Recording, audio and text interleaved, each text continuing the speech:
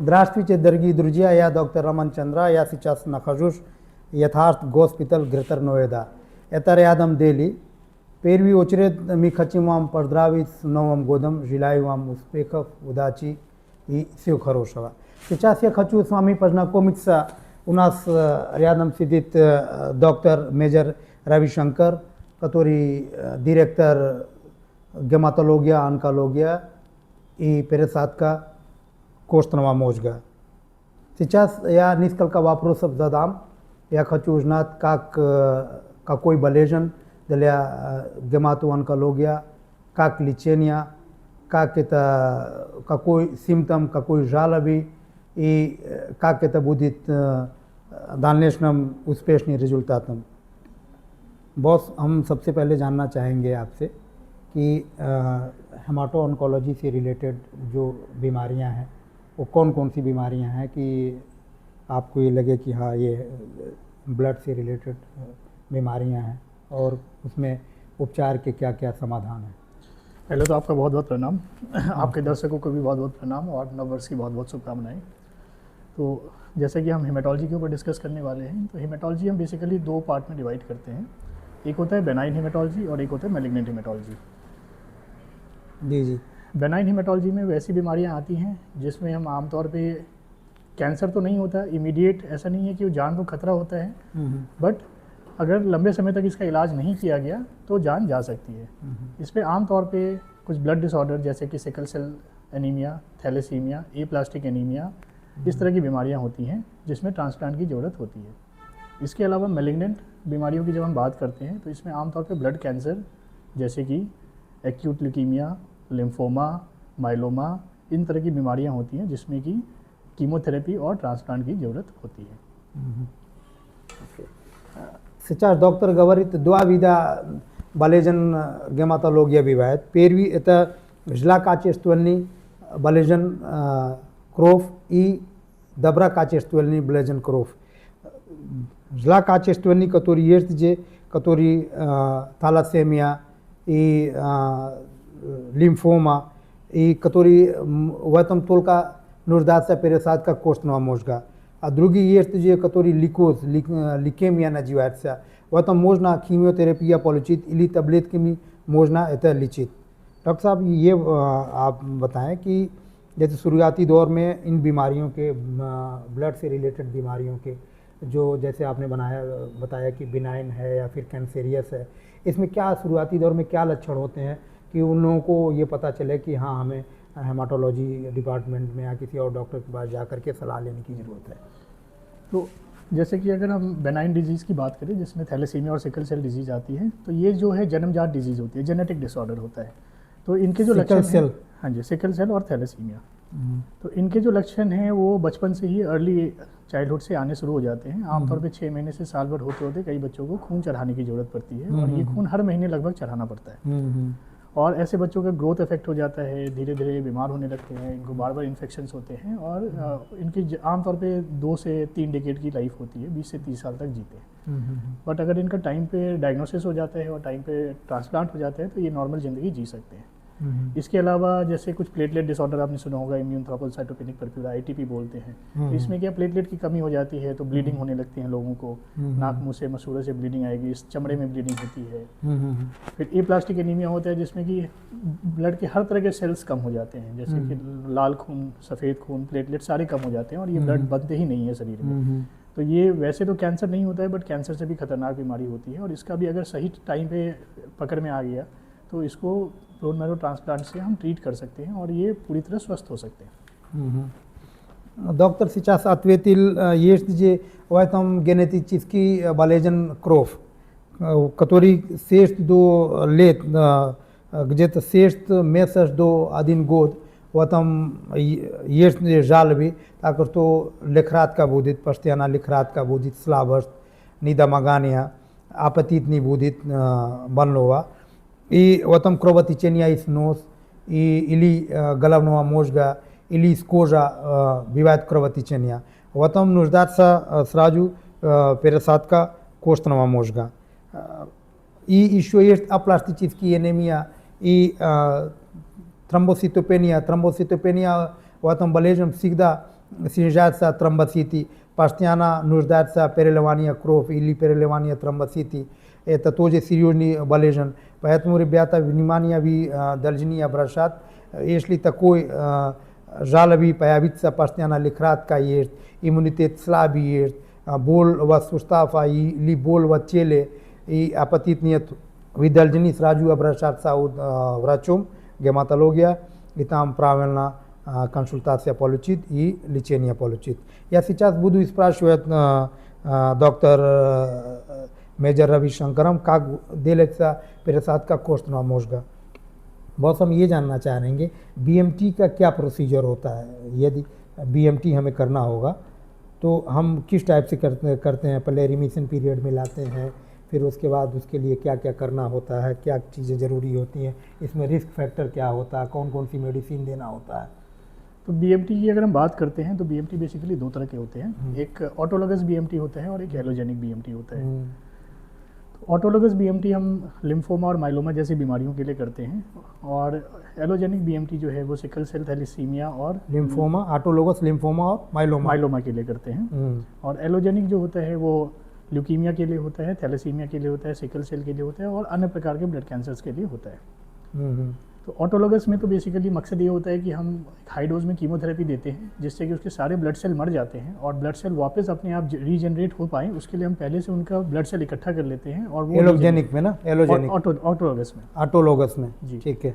और एलोजेनिक में ये होता है कि हमें एक डोनर चाहिए होता है। डोनर से हम हेल्दी बोन मैरो लेते हैं और जो मरीज होता है उसके डिजीज बोन मैरो को हम किल कर देते हैं और हेल्दी बोन मैरो हम डाल के जो नॉन डिजीज्ड पर्सन है उससे हम ट्रांसप्लांट करते हैं और वो फिर नॉर्मल बोन मैरो प्रोड्यूस करने लगता है, तो नॉर्मल ब्लड सेल्स बनते हैं और उस तरह से बीमारी कंट्रोल में आती है। डॉक्टर गवरी दवा विधा पेरसाद का कोष्णवा मोजगा विवाद अदिन विवाद आतोलोगस से तकोय का करतो बनलो इसाम बुदित बिद डोनरम दले तो ना द खीमिया दिलेत ई अतुदवा इजदरो विक्लेत का सबिरायत ई अबरातना दलिवायत उबलनोवा इतना जीवात से आतोलोगस ईशो ये जे एलोजेनिक दले एलोजेनिक नुजदारसा डोनर द्रुगोई चेलावेक बुदित ओन मोजिद बिद डोनरम उनियो मी इजदरो विक्लेत का हार्वेस्ट नजीवात सा प्रोसीड्यूरा हार्वेस्ट चेरेज हार्वेस्ट मी एता सबिनायम इजदरो विक्लेत का काक तीपा दियालेस या तुदवा मी इजदरो विक्लेत का सबिनायम ई एता जलिवायम उबलनोवा एता गजेता दिलित सा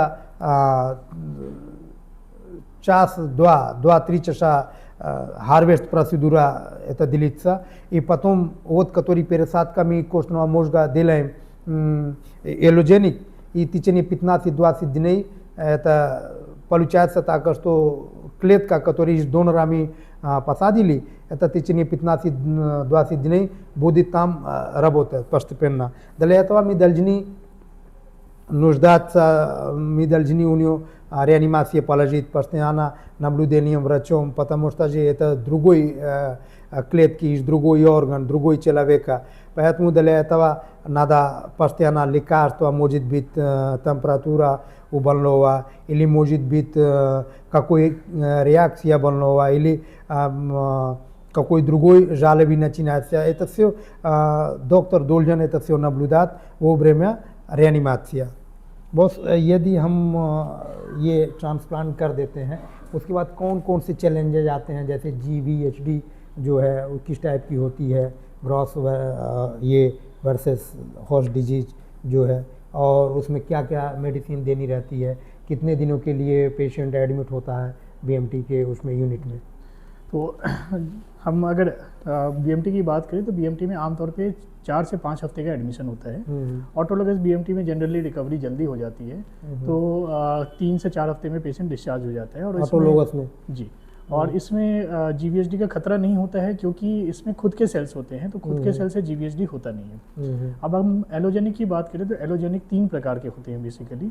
मैच सिबलिंग डोनर होता है, मैच्ड अनरिलेटेड डोनर होता है और हैप्लो होता है। तो इसमें जो हमारा प्रेफर्ड चॉइस होता है मैच सिबलिंग डोनर, मतलब कि आपके अपने सगे भाई बहन से फुल मैच HLA की मिल जाती है अगर तो सिबलिंग डोनर हैप्लो। हाँ, और एक मैच्ड अनरिलेटेड डोनर भी होता है। अच्छा, ये कौन सा होता है? ये पूरी दुनिया में कोई भी हो सकता है। जब हम रजिस्ट्रीज में सर्च करते हैं मड कहते हैं इसको। हाँ जी, मड कहते हैं। तो ये भी हो सकते हैं जो HLA फुल मैच होते हैं। तो हमारा फर्स्ट प्रेफर्ड चॉइस होता है जो मैच सिबलिंग डोनर होता है, जो 12/12 HLA मैच हो, जो सगे भाई बहन होते हाँ, हैं। जो अपने सगे भाई बहन होने में संभावना होती है। 30% पॉसिबिलिटी होती है कि आपके अपने सगे भाई बहन में से कोई आपका मैच रिलेटेड मिल जाए। तो इसमें जो है बाकी जो भी कॉम्प्लिकेशंस होते हैं सबसे कम होते हैं। जो हमारा सबसे पहला कॉम्प्लिकेशन जिसका हमें सबसे ज़्यादा डर होता है कि वो ग्राफ रिजेक्ट ना हो जाए, ग्राफ रिजेक्शन जिसको बोलते हैं। तो मैच सिबलिंग डोनर में ग्राफ रिजेक्शन के सबसे कम चांस है और हैप्लो में सबसे ज़्यादा चांस है। उसी ढंग से एक GVHD नाम की बीमारी होती है, जो कि जो डोनर के जो सेल्स होते हैं वो पेशेंट में जाके उस पेशेंट के बॉडी के अंगों को अटैक करना शुरू कर देते हैं, क्योंकि उसकी अपनी इम्यूनिटी तो होती नहीं है। तो जो डोनर की इम्यूनिटी है वो बॉडी को पहचानता नहीं है, अपने रेसिपिएंट की बॉडी को अपना नहीं मानता और उसको अटैक करता है, उसको हम GVHD बोलते हैं। तो GVHD का खतरा भी सबसे कम जो होता है मैच सिबलिंग के साथ होता है और सबसे ज़्यादा हैप्लो के साथ होता है। बट आज के डेट में बहुत अच्छे अच्छे टेक्निक्स हैं जिससे कि हम ये GVHD का खतरा कम कर सकते हैं, जैसे कि T सेल डिप्लीशन या PTCY, T cell therapy, T cell depletion बोलते हैं इसको, अच्छा, T सेल डिप्लीशन, और एक PTCY करके, ये 2 तरीके हैं जिससे कि हम हैप्लो ट्रांसप्लांट को भी हम बहुत बेहतरीन तरीके से मैच ट्रांसप्लांट के बराबर का रिजल्ट हम पा रहे हैं और GVHD का भी खतरा कम हो रहा है और ट्रांसप्लांट रिजेक्शन का भी खतरा कम हो रहा है। इसके अलावा जो नॉर्मल कॉम्प्लिकेशन जो कीमोथेरेपी से रिलेटेड होते हैं, जैसे कि लिवर की प्रॉब्लम हो सकती है, किडनी की प्रॉब्लम हो सकती है, हार्ट में प्रॉब्लम हो सकती है, फीवर आ सकता है, इन्फेक्शन हो सकता है, तो ये सारे खतरे पूरे ट्रांसप्लांट के दौरान रहता है। Doktor Sicas att vi till esli budit al artologas takarsto balnoi sampasi be budit donoram watam jalebi ni vivaet GVHD ni vivaet GVHD takarsto eta pavoshni efekti drugoi organ esli kletka внутри попадает, это сразу резекция начинается, он не принимает, он чужой орган, думает это чужой орган, поэтому он не принимает. Если свой донор будет, в этом GVHD не бывает, у него резекция не будет, риск очень мало будет. Когда больного, допустим, аллогеник значит другой донор будет, в этом всегда риск бывает так, что отказ клетка, резекция костного мозга бывает. В этом тоже есть всякие у нас технология, лекарства есть, в этом тоже мы думаем, родной был, сестра, брат или отец, в этом тоже риск мало. Когда совсем другой человек, 50% гепло называется, 50% клетка, если поставим, в этом больше всего бывает GVHD. В этом побочные эффекты есть, допустим, печень слабо работает, диарея начинается, сердечные проблемы начинаются, или почками тоже начинается проблема у него, и кожные заболевания, кожный жут, красный сипи начинается. Тогда мы знаем так, что у него потихоньку GVHD началось. Но когда начинается это настоящим больной должен наблюдением врача, и мы точно и какой эффективный лекарство есть, какой должно быть лекарство для этого больного, мы назначаем. तो boss आप क्या कहेंगे कि transplant के लिए जैसे Kyrgyzstan में, Kazakhstan में, उज़्बेकिस्तान में बहुत ज़्यादा ब्लड से रिलेटेड बीमारियां हैं, तो उन लोगों के लिए आप क्या कहना चाहेंगे कि वो इंडिया में आकर के यदि ट्रीटमेंट लेते हैं तो उनके लिए कितना इफेक्टिव है दूसरे कंट्री की अपेक्षा? मैंने पहले भी किर्गिस्तान, तजाकिस्तान, कजाकिस्तान और उज़्बेकिस्तान के मरीजों का ट्रांसप्लांट किया है जी। और मेरे अपने पर्सनल एक्सपीरियंस से मैंने ये देखा है कि वहाँ के लोग जो होते हैं बड़े हार्डी होते हैं, कोल्ड कंट्री में रहने की वजह से बहुत हार्डी होते हैं और ये हमारे जो ट्रांसप्लांट की कीमोथेरेपी वगैरह या प्रक्रिया जो है इसको अच्छे से झेल पाते हैं। तो हमारे अब तक के रिजल्ट्स बहुत अच्छे रहे हैं। जो हमने जिनका ट्रांसप्लांट नहीं किया, जिनको कीमोथेरेपी भी देनी पड़ी, उनके रिजल्ट भी बहुत अच्छे रहे, और जिनको ट्रांसप्लांट की ज़रूरत पड़ी उनके भी ट्रांसप्लांट बहुत सक्सेसफुल होके गए हैं। तो इसमें सबसे इम्पॉर्टेंट चीज़ ये होती है कि आप इसको अर्ली पिकअप कर लें, और जितनी जल्दी डायग्नोसिस होती है और जितनी जल्दी आप ट्रांसप्लांट करवा लेते हैं उतना अच्छा रिजल्ट होता है. No, доктор хочет объяснить так, что у кого нуждается, если пересадка костного мозга, надо пораньше точный диагноз поставить, и мы несколько больными, много больными мы успешный пересадка костного мозга делали со страны СНГ, страна Африка, Оман, Йемен и другие тоже страны. Это Непал у нас есть, Камбоджа есть, Мьянмар есть. Много больных к нам приезжают для пересадка костного мозга, и мы успешно делаем, у нас получается успешный результат. последней версии технология, последней версии обследования, поэтому мы, ребята, мы вам приглашаем, ну, мы врачи, мы хотим так, что весь мир был и здоровым, но обязательно, если у кого есть проблема, пересадка костного мозга или болезнь крови, можете к нам обращаться, мы рады будем спасать вас. И спасибо большое. Thank you, Olga. Cut Thank कर you. देंगे।